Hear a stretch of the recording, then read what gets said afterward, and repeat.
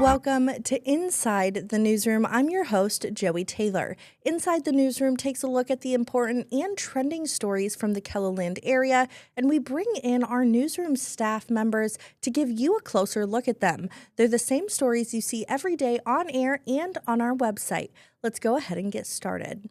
Now, residents in southeast KELOLAND are still recovering after a destructive flood nearly 2 years ago. Heavy rains in June of 2024 impacted multiple communities. Now, homes were swept off their foundations, rain damaged the Lincoln County Courthouse, and there was so much more. And the floodwaters also made their way to northwest Iowa. Jordan DeSmit went to Rock Valley for an update.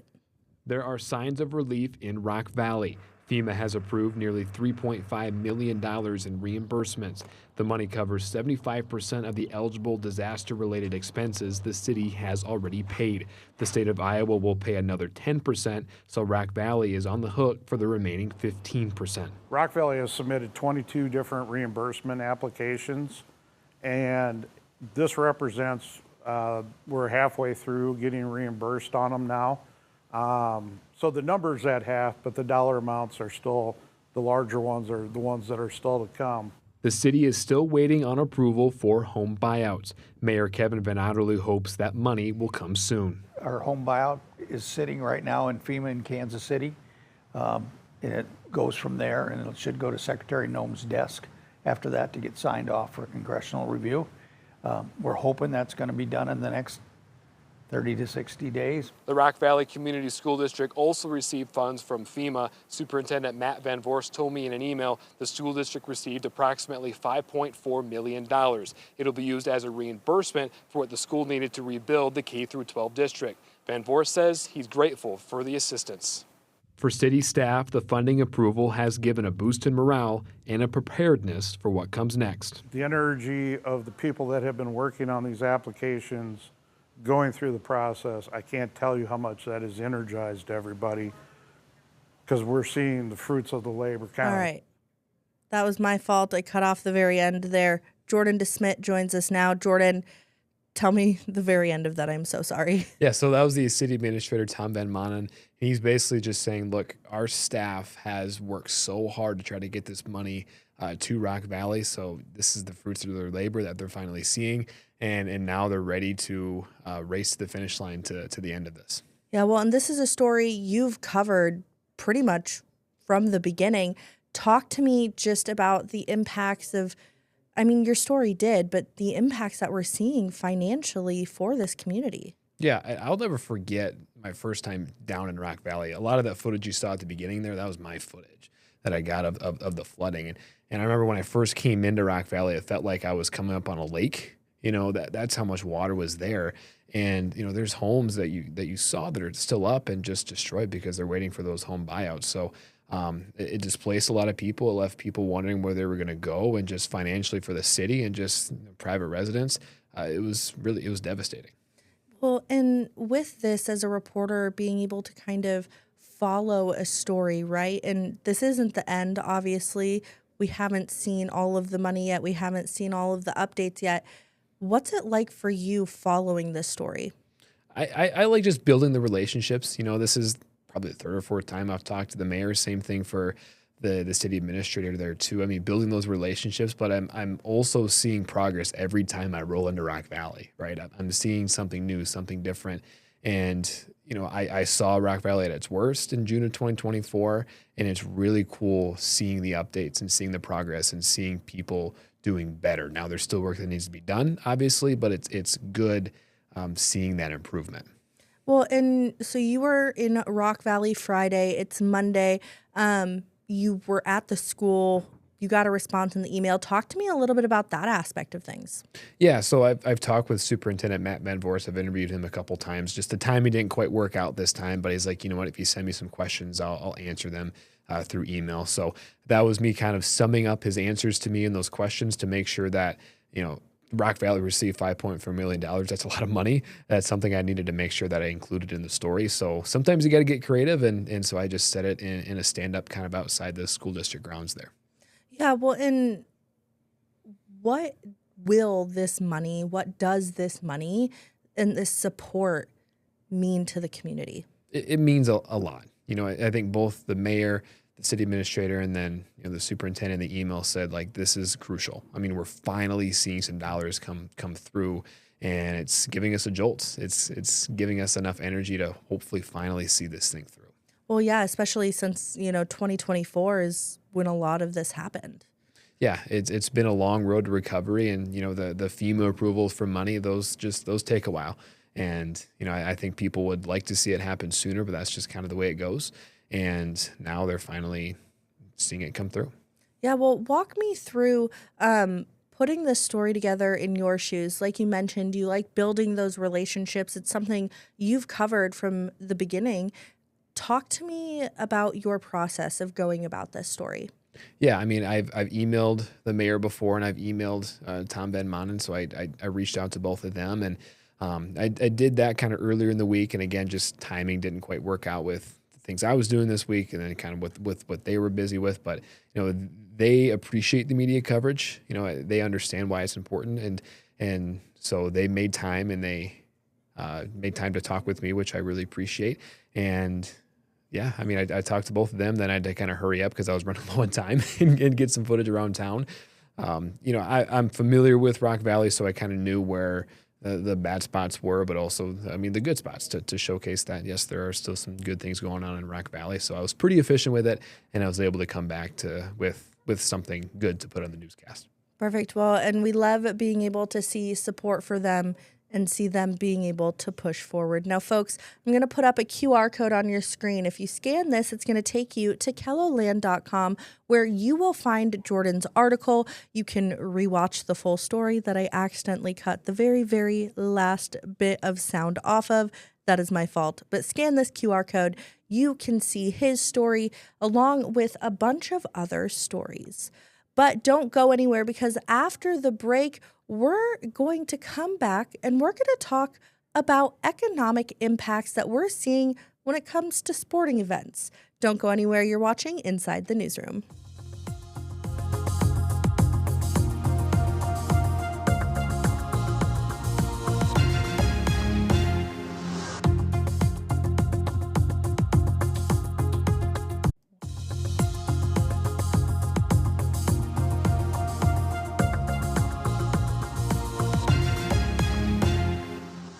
Welcome back to Inside the Newsroom. Now, it was a busy weekend in Sioux Falls with the South Dakota State Wrestling Championships. Now, those wrapped up this weekend, and last week we talked to Travis Fossing about the fans, and today Lauren Solik takes a look at the economic impact of not only the wrestling tournament, but the multiple others that follow it as well. Boston's Pizza, right next door to the Denny Sanford Premier Center, has been busy serving wrestlers, their families, and fans. And we started picking up probably about Wednesday. So this week it was kind of a shock for us. It just kind of like bam all at once. So yeah, it was. We were expecting something, but not quite to this level. So it's been nice. It's been good for us. General Manager Andrew Geske says it's nice to see an uptick in business during a time that's usually kind of slow. It definitely helps us, the wait staff, they get to go home with a few extra bucks in their pocket, which is always nice. We get, it helps us out a lot too. It gets word of mouth out there. And Boston's Pizza will likely see more business in the coming weeks. Throughout the month of March, Sioux Falls is hosting back-to-back sports tournaments every weekend. Including the Summit League, including the NSIC, including 2 NCAA tournaments that the Sports Authority brought in. So we've got a combination right in March alone that's going to keep Sioux Falls hopping. If all goes well, Schmidt says the March Madness could mean big money for the city. If the numbers hold, the weather holds, and people can get here, I'm looking at probably around $10 million in economic impact from all the tournaments. Time will tell. We can't be for sure of that yet, but if everything holds, we could be looking at that strong of an impact, and certainly that's something that every community would like to get. All right, and we're going to bring in Lauren now. Lauren, thank you so much for joining us on this Monday. Talk to me a little bit about when you were putting this story together, kind of the factors that are all going in. I think one of the most interesting things, as you mentioned, it's back to back to back to back tournaments. Right. I didn't even realize that until I was talking to Terry Schmidt, the CEO of Experience Sioux Falls. If you don't know what that is, they kind of handle all of the tourism within the city and big events, and look at economic impacts of things like this. But yeah, she was saying that it's back to back, which is just crazy and going to be a busy time in Sioux Falls throughout March. Yeah, well, and talk to me just about, you talk to Boston's, right? And so they're seeing an impact, but it's not just fast food or restaurants that are going to see it. It's going to be hotels. These events kind of impact the city as a whole, correct? Right. Yeah. And Boston's is actually in one of the hotels next to the Premier Center, the Ramada. And he was telling me, the general manager at Boston's was telling me that for the wrestling tournament, they were at pretty much 100% capacity for the hotel. And I'm sure all the other hotels are going to be busy too, I'm sure, with a lot of people coming in. Yeah, well, and this was part of your Money Matters last week. Talk to me just kind of about how you went about, putting this story together, because a lot of people don't always realize the work it takes, but then also it's a series. It's, what you do for Your Money Matters. So talk to me a little bit about that. Yeah, well, Your Money Matters, we always just try to look at the big businessy things going on that might impact cities or things like that. Look at new businesses opening up, look at what the economy is doing. So for this story, really, it is, it's a big event happening, and especially this past weekend, it wasn't just the wrestling tournaments going on, it was also the Sioux Empire Home Show. So all of these types of events can have a big economic impact on the city. So we wanted to look into that, and Terry Schmidt is always a good place to start for those. And then I love to maybe check in with a business like restaurants or hotels or whoever to see what they're seeing firsthand in their business with people coming in. Perfect. And when it comes to sports and economic impacts that we're seeing, what was your favorite part of being able to put this story together? I think it was fun to go to Boston's Pizza. We had some people in there that were asking us what we were doing and got excited that we were the news and wanted to be on TV and things like that. So it's always fun to be out and about with people. That I absolutely love. That's some of the best part when you're, a journalist and you're going out and it's the people like, ooh, can I be on TV? Like, Right. Perfect. Well, thank you so much for joining us, folks. I'm going to put up a QR code on your screen. If you scan this, it's going to take you to KELOLAND.com. And from there, you can go to Lauren's Your Money Matter article and all of her other previous Your Money Matter articles.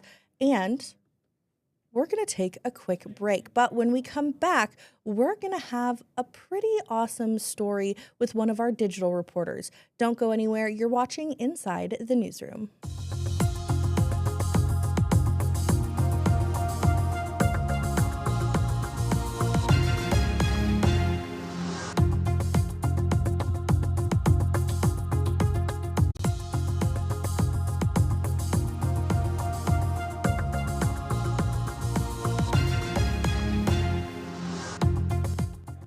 Welcome back to Inside the Newsroom. Being in the right place at the right time can be its own kind of luck, but it's the people behind that moment that make it the right place. This next story is about Derek Nelson and his father, Bruce.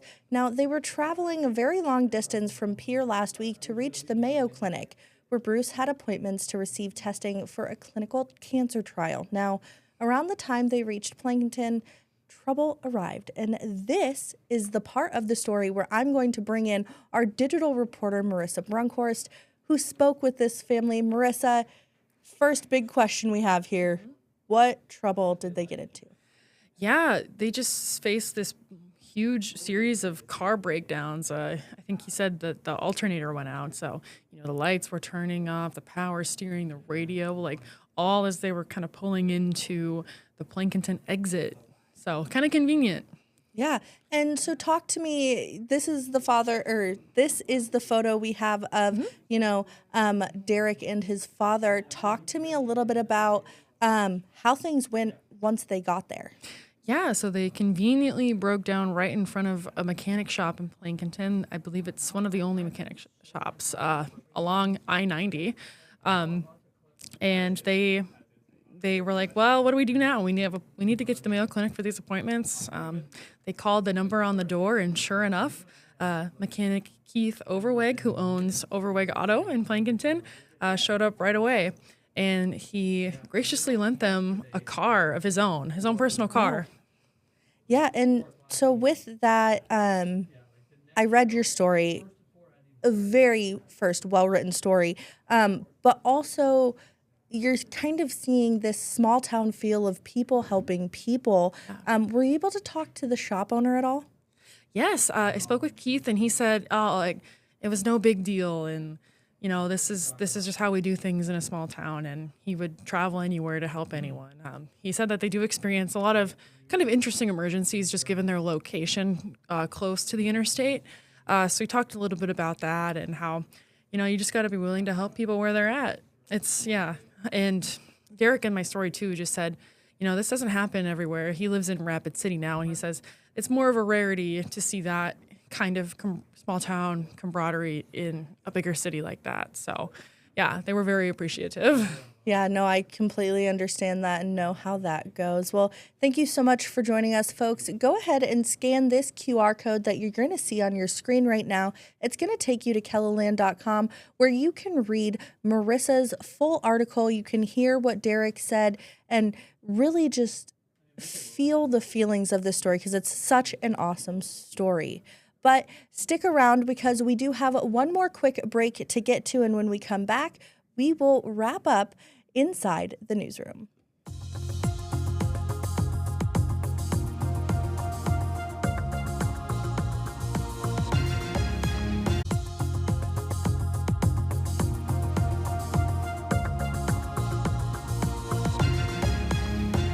Welcome back to Inside the Newsroom. And to wrap up our show today, we're going to talk about basketball. The longtime head boys basketball coach at O'Gorman High School coached his final regular season home game last week, leading the Knights to a 59-56 win over Mitchell.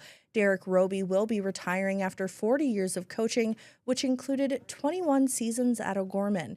Perry Groten finds out why Roby has decided to step down after so much success on the court. Derek Roby tried to approach Thursday night's contest against Mitchell as just another basketball game. But in the back of his mind, he knew it wasn't. I have a lot of family coming to this game, and we had a lot of people reaching out in the last couple days, knowing that this could be the last home game that we have. Roby will be retiring as O'Gorman's head coach after 21 seasons, ending a career that brought 6 state championships to the school. It's certainly been an enjoyable run, an incredible run. I feel very blessed, very, very humbled, honored, all of those things. Roby's coaching career began at Aberdeen Roncalli, then Aberdeen Central, before coming to O'Gorman in 2005. And as you know, he came here and lit the fire right away. I think he ended up winning like 3 state titles in the first 4 years and never looked back.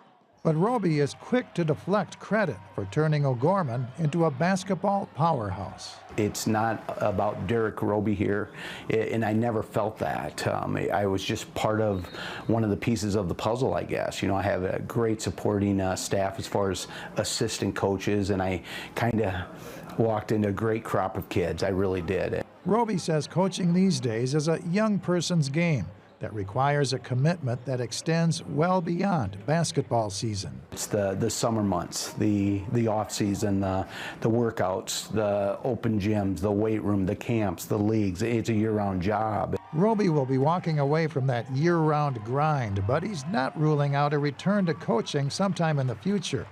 But on this special night, in front of the home crowd, Roby accomplished what he's done hundreds of previous games, coaching the Knights to another victory. He's just been an outstanding addition to O'Gorman and to all our kids and families. So it's a special day for him. All right, and Perry joins us now. Perry, thank you so much for joining us. You bet. 40 years of coaching, that's a long time. That's a long time for anything. That's true. What kind of legacy is Roby leaving? Wow, where to start? I mean, just the numbers themselves. Listen to this. Coach Roby has, in addition to just the 6 state championships, he's had 4 state runner-ups finishes, 6 conference championships, and 23 state tournament berths over those past 40 years. And that also includes coaching a total of 889 games. He also, his record with the boys, coaching boys teams, is 443 wins, 232 losses. And he's coached girls as well with a 122 and 92 record. So Wow. you can just see how much he's beloved by the fan base there with all the masks that they have in his honor. Yeah, impressive numbers right there too. And it seems like it's kind of a statewide impact. What's the governor saying? Well, actually, the governor issued an executive proclamation on Thursday calling Thursday, the night of that game, Coach Derek Roby Day, in part for his shaping generations of young people through leadership, mentorship, and all the impacts he's had on so many lives of the players that he's coached through the decades. Yeah, well, in coaching, I mean, I did basketball when I was in middle school. Sure. Quite a while ago, but coaches really make an impact on students. Yeah. He might be hanging up the whistle. However, students might still see him around. Is that correct? Exactly. He still has teaching in his blood. He's still going to remain the O'Gorman Junior High School social studies teacher, and he thinks he'll do some more like part-time coaching of, I believe, like cross country, middle school, and maybe eventually get back into some little bit more coaching of basketball as well. Perfect. You've been putting stories together for a while now. What's it like being able to put a story like this together? You know, you're watching the video, you're seeing these fans, you're seeing the coach emotional. How do you tell a story like that?